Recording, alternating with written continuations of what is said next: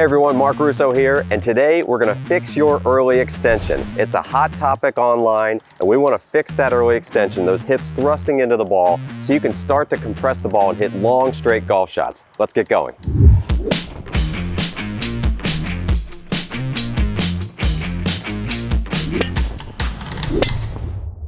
Okay everyone, welcome in, and today we're going to fix your early extension.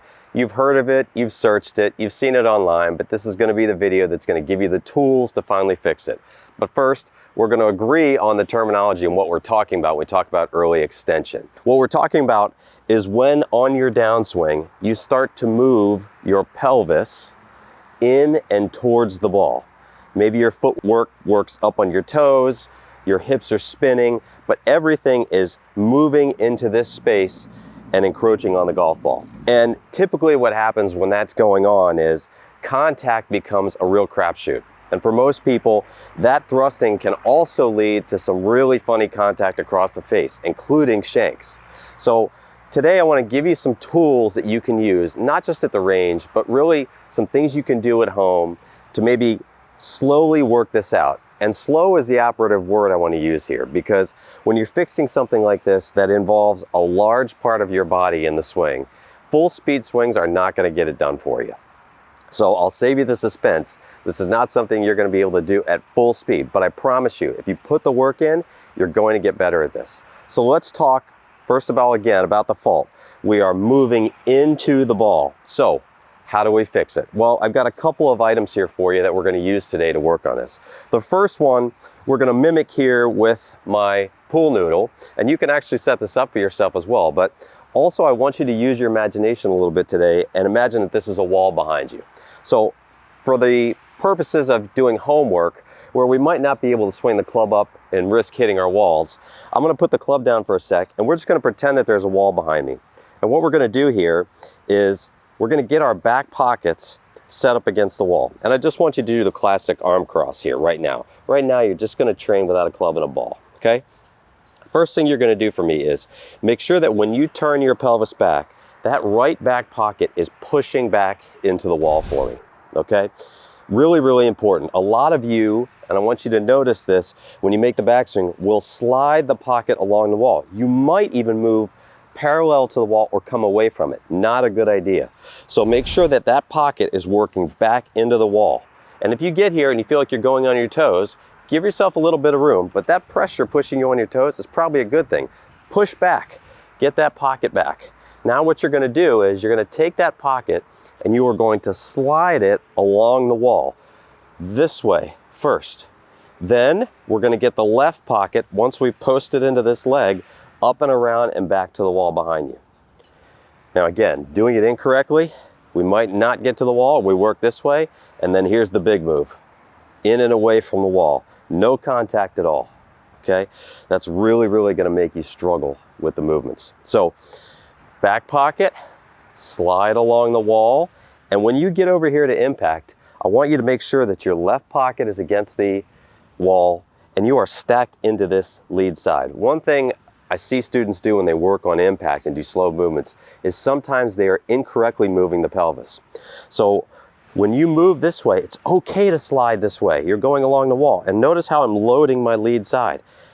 I then post and turn my pelvis this way around, and I'm on my lead side. A lot of you will do this and spin the hips. Now, are my hips more open? Sure. Is it effective or helpful? Not at all, okay? So we want to make sure that you are moving laterally and then posting up. I feel 85% of my pressure on my lead side here, okay?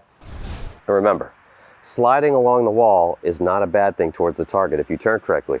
The biggest slider probably in golf right now is the #1 player in the world, Scottie Scheffler. He slides almost 4 inches, maybe more than 4 inches, towards the target before he starts to rotate. So don't think that it's a bad thing. Additional way for you, just some feels or feedback. I got my force pedals here, and we're gonna put these guys under my heels. Now, what they're gonna do is they're gonna make you fall into your toes more. That's a good thing for the purposes of what we're doing. So you're gonna turn the pelvis back, and this thing is making me wanna go into the ball. I'm going to turn back into it, and I'm gonna push, I'm gonna fight And then I'm gonna work down and into it and over into the front one. Again, trying not to go too far out into my toes. And then I'm gonna post up and push back. This type of force pushing you into your problem is always great for learning because you have to fight back, okay? Now, when we finally get to hitting the ball, you go to the range and say, okay, I've been doing my homework, how do I make this work? Well, I think slow motion rehearsals are gonna be your best way to do it. Capture some of this feel. You can certainly get yourself a couple of force pedals. They also have the mini ones you can get, which are smaller, handier, fit in your bag a little easier. You set up to the ball, and what I want you doing is, don't be afraid to look a little silly. Turn that pocket back, push into the wall, back along the wall, and into impact. You watch the best players in the world, their rehearsal swings and their practice swings look borderline silly. They know the secret. If you don't exaggerate it, it will never move, okay? And then what I want you to do is maybe start to learn to hit some shots for me going full size at half speeds. So we're gonna try one, okay? All right, so that's a full size swing at what feels like half speed. Measured, it's probably not, but it's much slower than my normal 8-iron swing, okay? Good contact, I could feel what my body was doing there, so I'm going slow. So once you feel comfortable with it, and you've done your rehearsals, and remember, I want for every ball you hit, okay, I want you doing at least one rehearsal practice swing for every ball you hit. We're not shotgunning balls out into the range. We're gonna take our time and get value out of the practice time. So your rehearsal at the range might look like this. I'm gonna hit this one more full speed. Okay, so I've done my slow ones. We're gonna set up. Little rehearsal, feel really different. And then I'm gonna set up and I'm gonna give it my best effort, okay? Okay. Solid strike, pulled it a touch, but the contact was really good. You watch the video, did I look like what I rehearsed? Probably not, but I did my best to feel that in the motion. Putting it all together for what we're trying to do, okay? You've got homework stuff and you've got range stuff, okay? Homework stuff, work against the wall, slide along the wall, post up into the left side. Get yourself some force pedals. If you don't have those, here's an easy tip.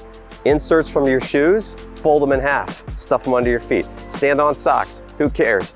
Something that's gonna make you work on your toes that you have to fight against to push back. At the range, every ball, one rehearsal, exaggerated, full swing slowly, okay? And then you can go exaggerated practice swing, full tilt, okay?